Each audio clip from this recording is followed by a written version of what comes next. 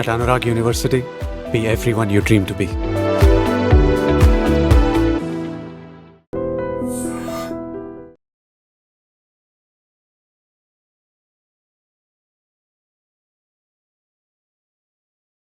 నమస్తే, welcome to I dream. ఇప్పుడే ఒక బ్రేకింగ్ న్యూస్ వచ్చింది. జెన్జీ యువత ఏదైతే ఆందోళన చేస్తూ ఉన్నారు నీట్ పేపర్ లీక్ విషయానికి సంబంధించి, వాళ్ళ ప్రధాన డిమాండ్ విద్యాశాఖ మంత్రి ధర్మేంద్ర ప్రధాన్ రాజీనామా చేయాలని. సో ఇప్పుడే లేటెస్ట్గా వచ్చినటువంటి బ్రేకింగ్ న్యూస్, ఆయన రాజీనామా చేశారు. సో అక్కడ జంతర్ మంతర్ దగ్గర సంబరాలు హోరెత్తిపోతున్నటువంటి పరిస్థితి ఉంది. సో దీని గురించి మనం క్లియర్గా ఈ వీడియోలో డిస్కస్ చేద్దాం. ప్రస్తుతం నాతో పాటు ఉన్నారు ఎడ్యుకేషనల్ కౌన్సిలర్, అలాగే డైరెక్టర్ స్పార్క్ అకాడమీ నుంచి యశస్వి సంతోష్ గారు. సార్ నమస్తే. నమస్తే అండి, thanks for having me. Yeah, Santosh గారు, మీరు గత కొన్ని రోజులుగా ఆందోళన చూస్తున్నారు. సోనం వాంగ్చుక్ ఆయన నిరాహార దీక్ష కావచ్చు, తర్వాత ఆయన దీక్ష విరమించిన అభిజిత్ దీప్కే సిజేపీ చీఫ్, ఆయన కూడా చాలా క్లియర్గా చెప్పాడు, ఆయన రాజీనామాకే మేము కట్టుబడి ఉన్నాం. 2-3 డిమాండ్స్కి కేంద్ర ప్రభుత్వం ఓకే చెప్పింది, అది కాదు మాకు ఆయన రాజీనామా చేయాల్సిందని చెప్పి దానికి కట్టుబడి ఉన్నారు. సో ఇవాళ కేంద్ర మంత్రులు కూడా ఇవాళ ఈ టైం ఇవ్వమన్నారు, 24 hours మాకు టైం ఇవ్వండి, దీని మీద కూడా మేము మాట్లాడతామని. సో ఈ డెడ్ లైన్ రాకముందే కేంద్ర మంత్రి రాజీనామా చేశాడు. సో ఎలా చూస్తారు దీన్ని? Firstly congratulations to all students, Gen Z protesters and ఎవరైతే ఇన్వాల్వ్ ఉన్నారో. మనం అందరం అనుకుంది హ్యాస్ ఫైనలీ హ్యాపెండ్. అంటే మనకి నీట్ పేపర్ లీక్ అయిన రోజే మనం ఒక ఇంటర్వ్యూ చేసాము మన ఐ డ్రీమ్ త్రూనే.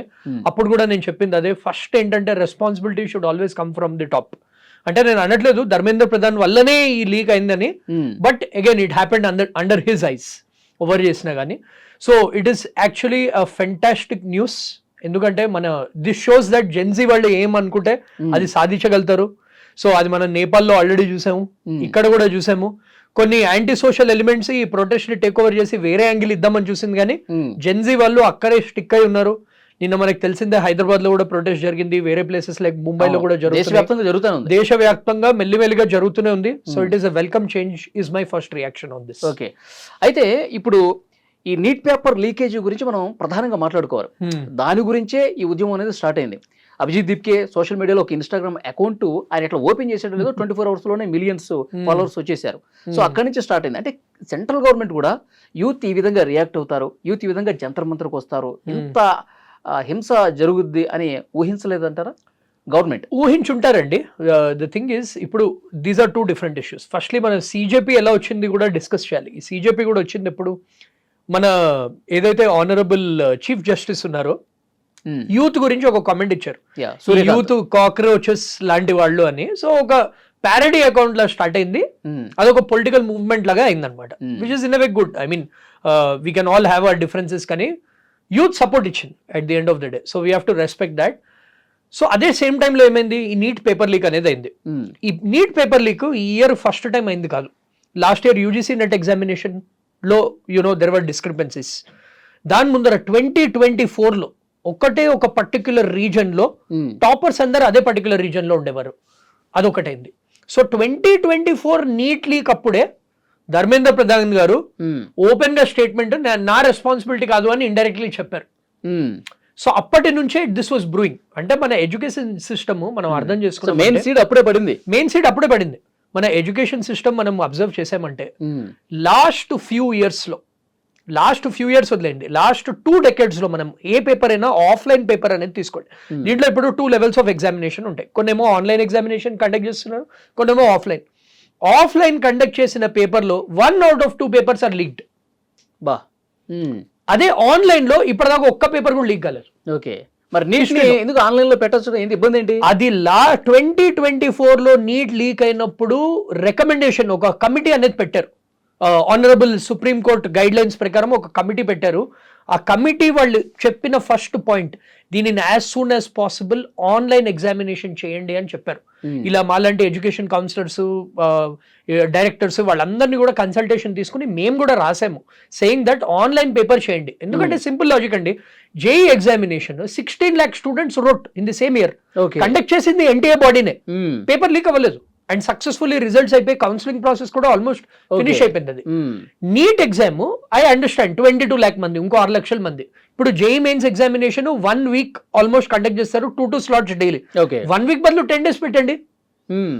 అప్పుడు కవర్ అయిపోతారు కదా 6 lakhs. మనకి ఇన్ఫ్రాస్ట్రక్చర్ ఉంది ఆల్రెడీ, జేఈకి వాడుతున్న ఇన్ఫ్రాస్ట్రక్చరే నీట్ టైంలో వాడాలి. జేఈ ఎగ్జామినేషన్ ఏప్రిల్లో అయిపోతుంది, నీట్ ఎగ్జామినేషన్ మేలో ఉంటుంది, 1 month టైం ఉంది వాళ్ళకి.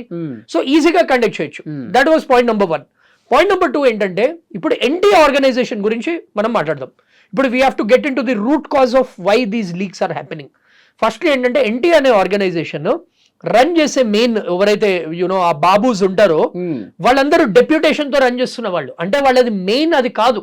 ఓకే, అంటే ఎన్టీఏ వాళ్ళకే ఒక టీమ్ మెంబర్స్, మీరు ఎన్టీఏ టీమ్ మెంబర్స్ చూసానంటే ఫుల్ టైమ్ ఎంప్లాయీస్ 20 కూడా లేరండి. Can you believe it? బా. సో వేరే వాళ్ళందరూ పార్ట్ టైం చేస్తారు. సో ఆ సీరియస్నెస్ అనేది ఎక్కడ ఉంటుంది? లేదు.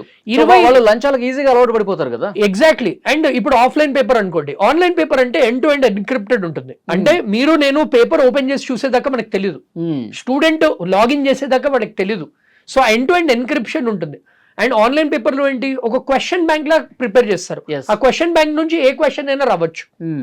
బట్ ఆఫ్లైన్ పేపర్ అనుకోండి, మీరు ఇమాజిన్, నీట్ అనేది ప్రతి ఒక్క స్టేట్ వాళ్ళు రాస్తున్నారు.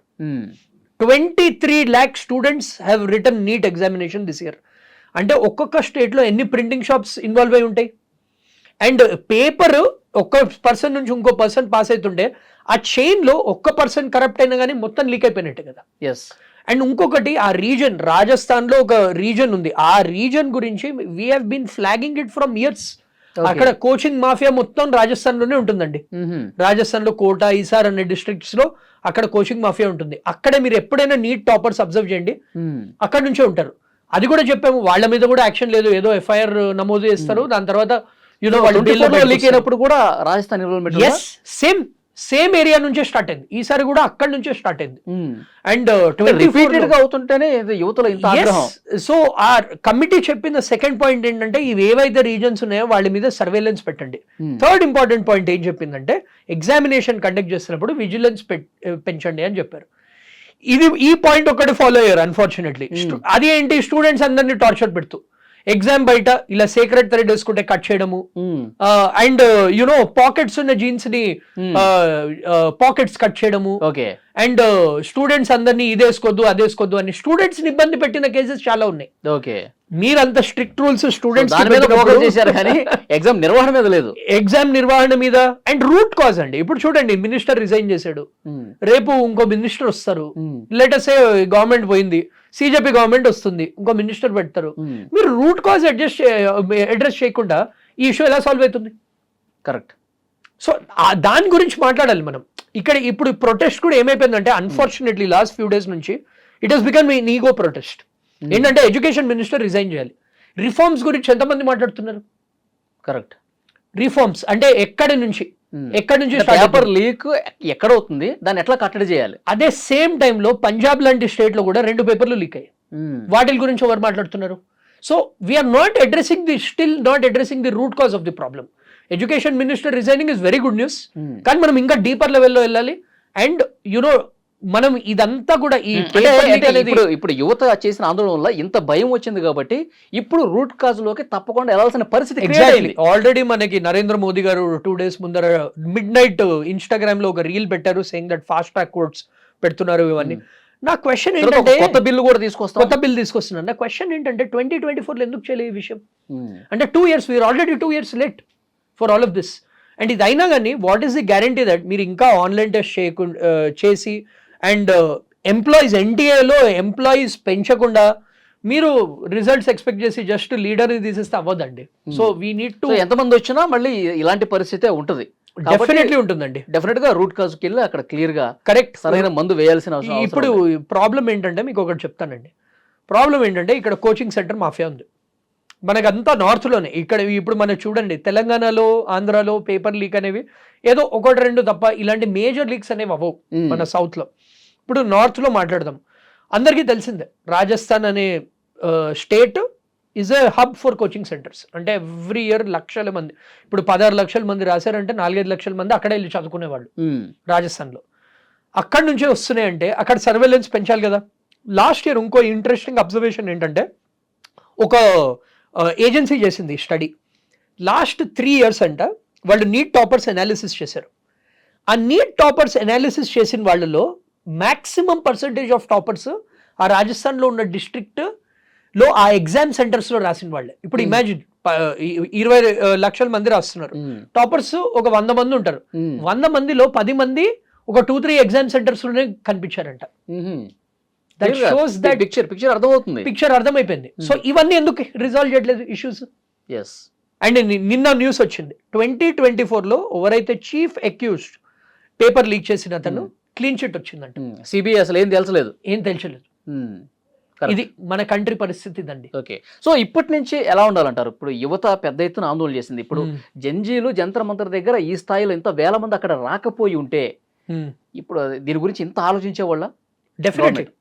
డెఫినెట్లీ వాళ్ళ వల్లనే ఈ డెసిషన్ అనేది తీసుకున్నారు. అదైతే it goes without saying, no doubt. So parliament లో కొత్త బిల్ రావడం కానీ, రాజీనామా చేయడం కానీ, ఒక పెద్ద ఎత్తున చర్చ జరగటం కానీ 100% డెఫినెట్ గా జంజీ వాళ్ళే. 100% గుడ్ ఆర్ బ్యాడ్, మీరు I mean you can question their ways and all, but it has got the result.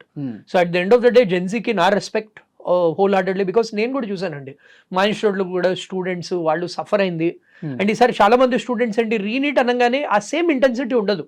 మీరు ఒక ఎగ్జామినేషన్ మీకు 4 months నుంచి తెలుసు దట్ నీట్ ఎగ్జామినేషన్ మేలో ఉంటుంది, జూన్లో కౌన్సిలింగ్ స్టార్ట్ అవుతుంది, ఆగస్ట్ కల్లా మేము మెడికల్ కాలేజ్ జాయిన్ అయిపోవచ్చండి. సడన్లీ పేపర్ లీక్ అనగానే ఇప్పుడు ఎగ్జామ్ అవగానే ఆబ్వియస్లీ స్టూడెంట్స్ లైట్ తీసుకుంటారు. సడన్లీ మీరు మళ్ళీ చదవండి అంటే it's not easy for students to get into that rhythm again. So అలా మేము అబ్జర్వ్ చేసాం. సెకండ్ థింగ్ ఏంటంటే ఇది నేను లాస్ట్ ఇంటర్వ్యూలో కూడా కవర్ చేశాను, మనం నెక్స్ట్ డేనే ఇక్కడ ఇంటర్వ్యూ చేశామండి. So saying that paper leak అయింది.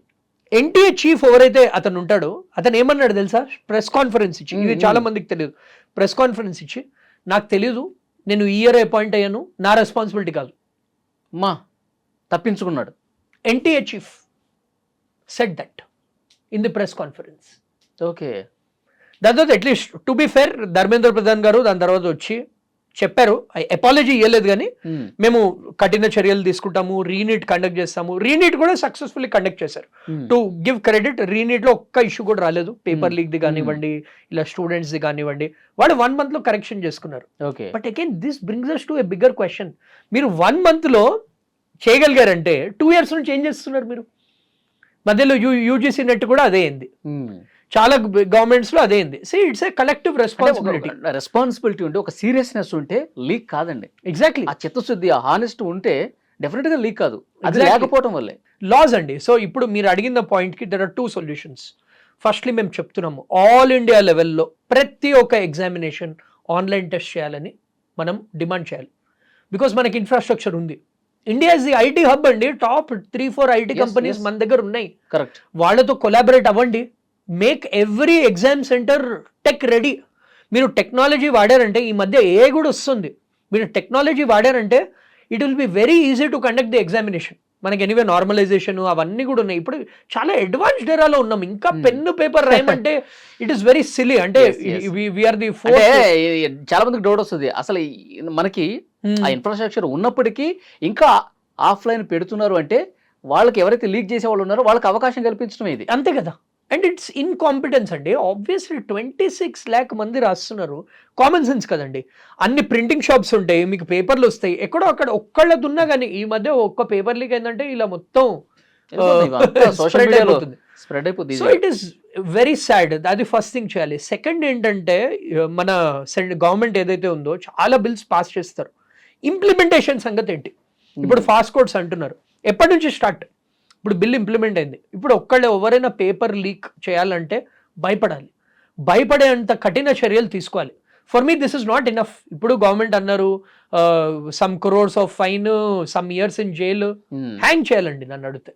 అంటే స్టూడెంట్స్ తో ఆడుకుంటున్నారు, ఫ్యూచర్ తో ఆడుకుంటున్నారు. How are they different from terrorist చెప్పండి? పేపర్ లీక్ చేసేవాళ్ళు టెర్రరిజం కి డిఫరెన్స్ ఏంటి చెప్పండి? టెర్రరిజం ప్రాణాలు తీస్తున్నారు, స్టూడెంట్స్ లైఫ్స్ తో ఆడుకుంటున్నారు.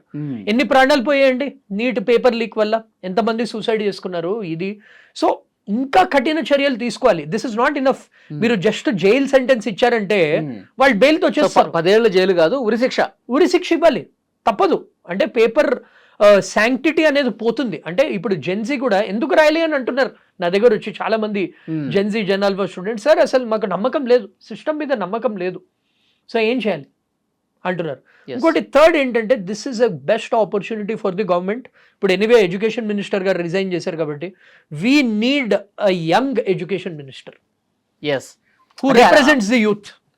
ఓకే ఓకే కరెక్ట్ చెప్పారు మీరు. ఎందుకంటే వాళ్ళ మనోభావాలకు తగ్గట్టుగా వాళ్ళు ఏం కోరుకుంటున్నారో మినిస్టర్కి తెలిస్తే కనుక కరెక్ట్.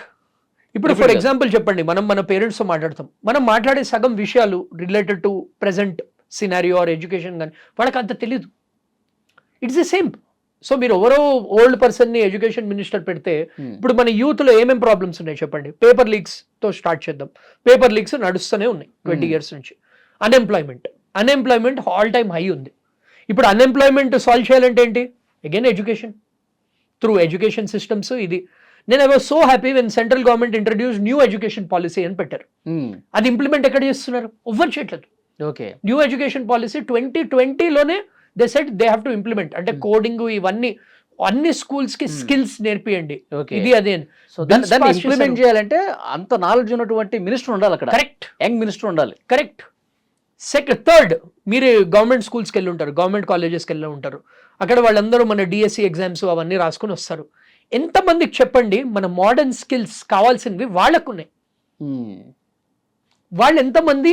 సో వాళ్ళకి ఫస్ట్ ఉండాలి కదా. If you want to give knowledge to the children, last 20 years నుంచి సేమ్ ఇంటర్మీడియట్ టెక్స్ట్ బుక్ చూస్తున్నాను. Where are the skills getting transferred? అంటే మారుతున్న కాలానికి అనుగుణంగా మారాలి. సో గవర్నమెంట్ కూడా they are spending lot of money on government teachers, government schools. Already they are doing a lot. కానీ టీచర్స్ని కూడా అప్స్కిల్ చేయండి. This is very important. And fourth thing is, ఇప్పుడు ఏవైతే డిస్ట్రిక్ట్స్ ఉన్నాయో వేర్ లీక్స్ ఆర్ హ్యాపెనింగ్, దాని మీద surveillance పెంచండి. It is very obvious. మీరు ఏ కోచింగ్ సెంటర్ నేను వెళ్ళి అడగండి which is the hub where it is happening అంటే వాళ్ళు పాయింట్అవుట్ చేసి చెప్తారు. ఈ కోచింగ్ మాఫియా ఏదైతే ఉందో అది బ్రేక్ చేయడం ఇస్ వెరీ వెరీ ఇంపార్టెంట్. చాలా మంచి పాయింట్స్ లేవనెత్తారు. డెఫినెట్గా కేంద్ర ప్రభుత్వం మీరు ఏవైతే పాయింట్స్ లేవనెత్తారో ఇవి యూత్ పాయింట్స్. ఇవి మీరు చెప్పింది. ఎస్, ఇప్పుడు జెన్జీ ఆందోళన చేస్తుంది వీటి గురించి. సో డెఫినెట్గా వీటిని అడ్రస్ చేయాల్సినటువంటి అవసరం ఉంది. మళ్ళీ ఇలాంటివి రిపీట్ కాకుండా చూడాల్సినటువంటి అవసరం ఉంది.